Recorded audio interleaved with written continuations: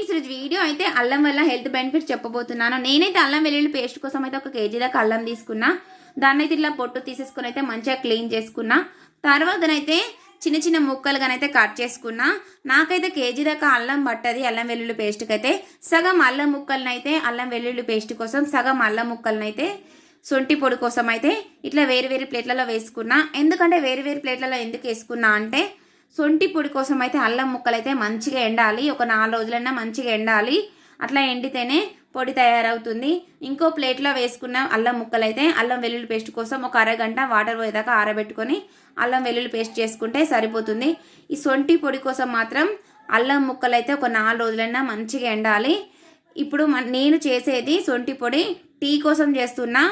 ఆకలి లేని పిల్లలకు చెప్తున్నా. నేనైతే ఆకలి లేని పిల్లలకైతే ఇలా అల్లం ముక్కలు ఎండిన తర్వాత ఎండిన అల్లం ముక్కల్ని ఒక మిరియాల ప్యాకెట్, చిన్న మిరియాల ప్యాకెట్, కొద్దిగా జీలకర్ర వేసుకొని వేయించుకోవాలి. లైట్గా వేయించుకున్న తర్వాత దాన్ని ఉప్పు వేసి పొడి చేసుకోవాలి.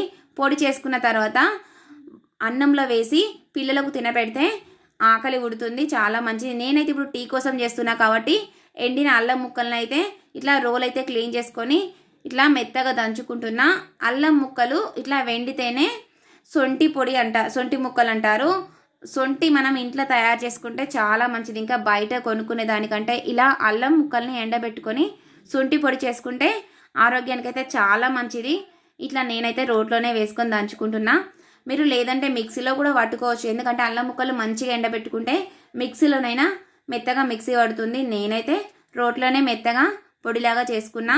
ఇట్లా అల్లం ముక్కలను అయితే జలుబు ఉన్న వాళ్ళైతే ఇట్లా సొంటి పొడి తయారు చేసుకొని టీ పెట్టుకుంటే మాత్రం తొందర జలుబు తగ్గుతుంది. నేనైతే ఇప్పుడైతే టీ కోసం చేస్తున్నా కదా, ఇట్లా మెత్తగా అల్లం ఎండిన ముక్కలను అయితే ఇట్లా మెత్తగా పొడి చేసుకొని దంచుకున్నాను. ఇట్లా పొడి చేసుకున్న అల్లం పొడినైతే 1 స్పూన్ దాకా వేసుకొని టీ పెట్టుకుంటే మాత్రం జలుబు అయితే తొందరగా తగ్గుతుంది. నేనైతే ఇప్పుడు సొంటి పొడి అయితే తయారు చేసుకున్నా. ఇలా సొంటి పొడి తయారు చేసుకొని డబ్బాలో స్టోర్ చేసుకుంటే మాత్రం చాలా రోజులు ఉంటుంది. మనం అప్పటికప్పుడు అల్లం దంచేసుకునే దానికంటే ఇలా సొంటి పొడి తయారు చేసుకొని వేసుకుంటే మాత్రం చాలా మంచిది, హెల్త్కు మంచిది. టీ కూడా చాలా టేస్టీగా ఉంటుంది. నేనైతే ఇప్పుడు సొంటి పొడితో అయితే టీ పెట్టబోతున్నా. ఫస్ట్గానైతే ఒక గంజులోనైతే తగినంత వాటర్ వేసుకుంటున్నా. ఇంట్లోకి వాళ్ళకి సరిపడంత వాటర్ వేసుకుంటున్నా. ఫస్ట్ డికాషన్ లాగా పెట్టుకొని తర్వాత పాలు పోసుకుంటేనే మంచిగా ఉంటుంది టీ. ఇట్లా వాటర్లోనైతే చాయ్ పత్తా, తగినంత చక్కెర, సొంటి పొడి కూడా వేసుకుంటున్నా. సొంటి పొడి అయితే బాగా వేసుకోకూడదు, ఘాటుగా ఉంటుంది. కొద్దిగా జలుబు ఉన్న వాళ్ళైతే ఎక్కువ వేసుకుంటే ఘాటు ఏం కాదు, జలుబు తొందరగా తగ్గుతుంది. కానీ నార్మల్గా ఉన్న వాళ్ళైతే ఎక్కువగా వేసుకోకండి. సొంటి పొడి లైట్గా వేసుకుంటే సరిపోతుంది. ఇప్పుడైతే మనం ఈ వాటర్ని అయితే డికాషన్ లాగా మరగనివ్వాలి. సొంటి పొడి, చక్కెర, చాయ్ పత్తా మరిగేదాకా మంట ఫుల్గా పెట్టుకొని మంచిగా మరగనించుకోవాలి. ఇట్లా మరిగినాకనే పాలు పోసుకోవాలి. ఇప్పుడు మంచిగా నీళ్ళైతే మరుగుతున్నాయి.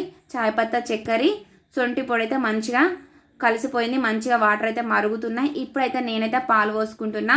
పాలు పోసుకున్న తర్వాత కూడా టీ అనేది మంచిగా మరిగితేనే టేస్టీగా ఉంటుంది. ఇట్లా మంచిగా మరగనిచ్చుకోవాలి. 2-3 సార్లు మరిగిన తర్వాతనైతే స్టవ్ ఆఫ్ చేసుకుంటే సరిపోతుంది. సొంటి టీ రెడీ అయిపోయింది. చాలా మంచిది సొంటి టీ అయితే, గొంతుకైతే చాలా మంచిది. జలుబు ఉన్న వాళ్ళకైతే కొంచెం సొంటి పొడి ఎక్కువగా వేసుకొని సొంటి పొడి వేసుకొని టీ తాగండి, తొందరగా తగ్గుతుంది. సబ్స్క్రైబ్ చేయడం మాత్రం మర్చిపోకండి. లైక్ చేయండి, షేర్ చేయండి. సొంటి పొడి టీ అయితే రెడీ అయిపోయింది.